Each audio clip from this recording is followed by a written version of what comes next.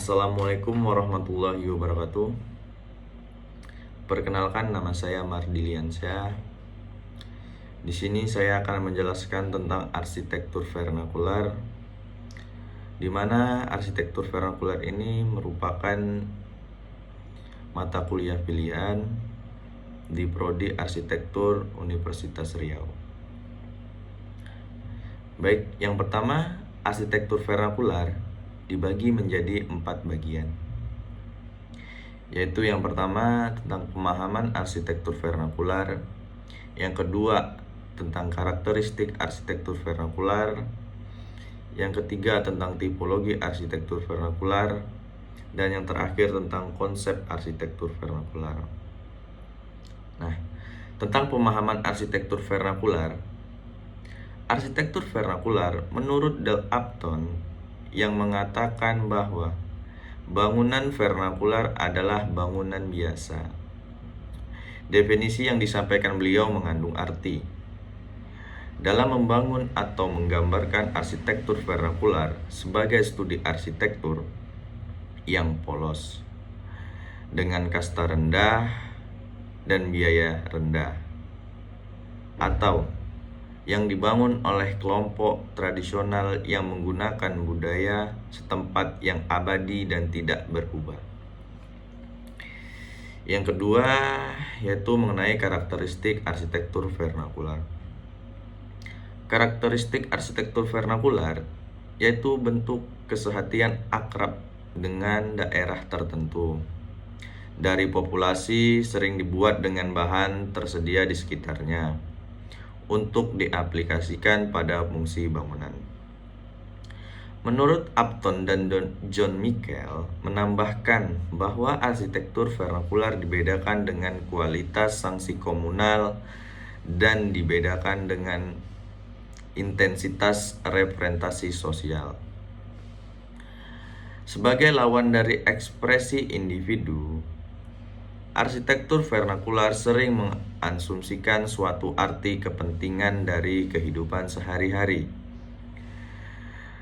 seperti keseharian orang-orang biasa, dapat dikatakan tidak termasuk bangunan yang dirancang secara profesional. Yang ketiga yaitu tentang tipologi arsitektur vernakular. Bangunan vernakular dapat dikelompokkan berdasarkan tipologi dengan mengidentifikasi berdasarkan yang pertama yaitu tentang kesamaan formal, yang kedua penggunaan bahan terkait atau teknik konstruksi, yang ketiga tentang fungsi setara, dan yang keempat interaksi sosial atau ekonomi antara penghuni. Dan yang terakhir yaitu tentang konsep arsitektur vernakular.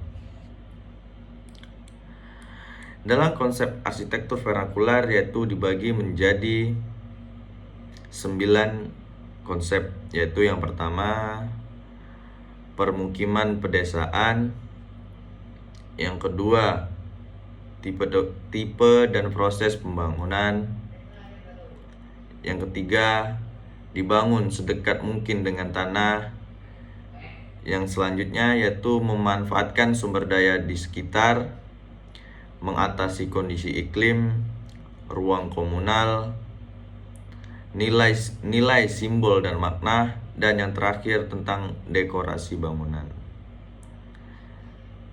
Dari kesembilan itu merupakan konsep arsitektur vernakular, di mana pada masing-masing bangunan yang merupakan arsitektur vernakular harus menyangkut dari 9 konsep arsitektur vernakular ini sendiri. Di sini saya akan menyampaikan tentang contoh bangunan dari arsitektur vernakular, di mana saya mengambil rumah bentang di Kalimantan Tengah. Arsitektur rumah bentang Kalimantan Tengah yaitu merupakan rumah panjang atau rumah betang dari masyarakat Dayak. Tidak saja sekedar ungkapan legendaris kehidupan nenek moyang, melainkan juga suatu pernyataan secara utuh dan konkret tentang tata pamong desa, organisasi sosial serta sistem kemasyarakatan yaitu ciri-ciri rumah sendiri, bentuk panggung dan memanjang. Panjang dari rumah ini sendiri mencapai 30-150 meter, serta lebarnya sampai dari sekitar 3-5 meter. Sekitar rumah Betang dihuni oleh 100-150 jiwa. Betang rumah ini dapat dikatakan sebagai rumah suku, di mana pada rumah ini dapat konsep yang diterapkan pada bangunan yaitu ada 4, yaitu karakteristik wilayah, karakteristik rumah Betang, latar belakang budayawan, dan yang terakhir elemen arsitektural. Yang pertama tentang karakteristik wilayah di Kalimantan. Yang pertama, alam Kalimantan Tengah umumnya berupa hutan lebat. Yang kedua, pada sungai berfungsi sebagai jalur komunikasi dan transportasi, di mana karena pada jalur darat melalui hutan dianggap lebih berbahaya, maka perkampungan menurut pola aliran sungai. Yang ketiga, daerah pemukiman didirikan di tepi sungai secara linier. Di belakang rumah ditanami tanaman pohon, buah kelapa, rambutan, durian, dan lain-lain. Dan sebagai sumber penghasilan pada daerah ini yaitu menggunakan atau dengan menanam pohon karet sebagai sumber penghasilan pada masyarakat sekitar. Berikutnya mengenai karakteristik rumah Betang.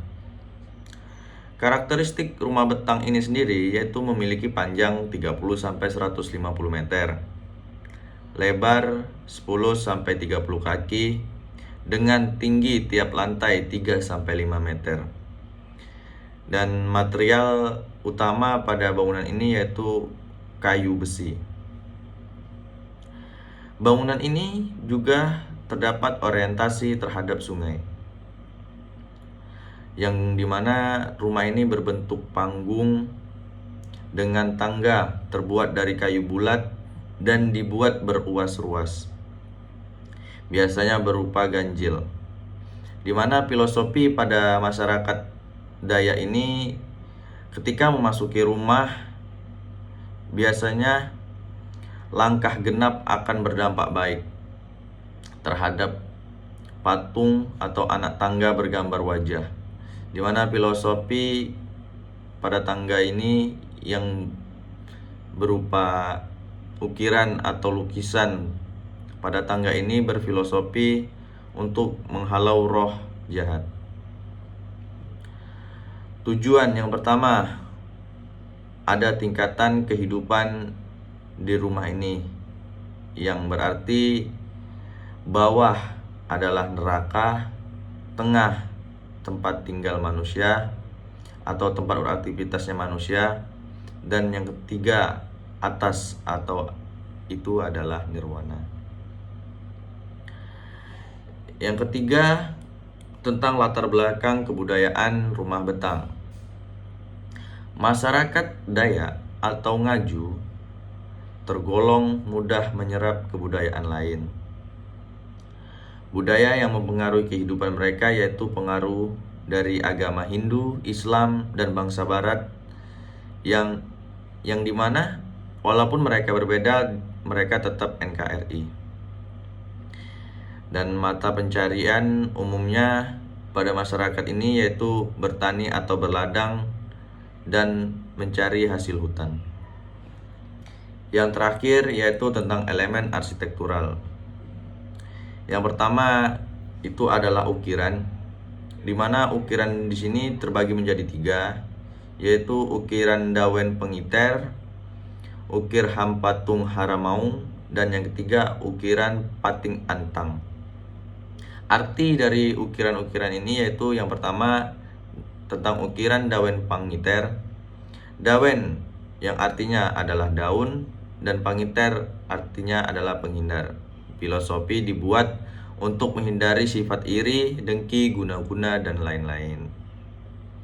Yang kedua yaitu ukir hampatung haramau, yang artinya adalah hampatung itu adalah patung, haramau adalah harimau. Filosofi yaitu harimau sebagai lambang keberanian dan siap menghadapi mangsa dan ditempatkan di garis terdepan. Atau ukiran ini biasanya diletakkan pada bagian terdepan pada bangunan. Yang ketiga yaitu ukiran pating antang, yang artinya antang merupakan burung elang, pemakaman ayam dan ahli dalam mengintai. Dimana pada ukiran ini berbentuk relief yang diletakkan pada bagian atas, yang berfungsi yaitu untuk tujuan estetis memperindah bangunan. Baiklah, cukup sekian yang dapat saya sampaikan. Mungkin banyak kurangnya yang dapat saya sampaikan mengenai arsitektur vernakular. Kurang dan lebihnya saya mohon maaf. Assalamualaikum warahmatullahi wabarakatuh.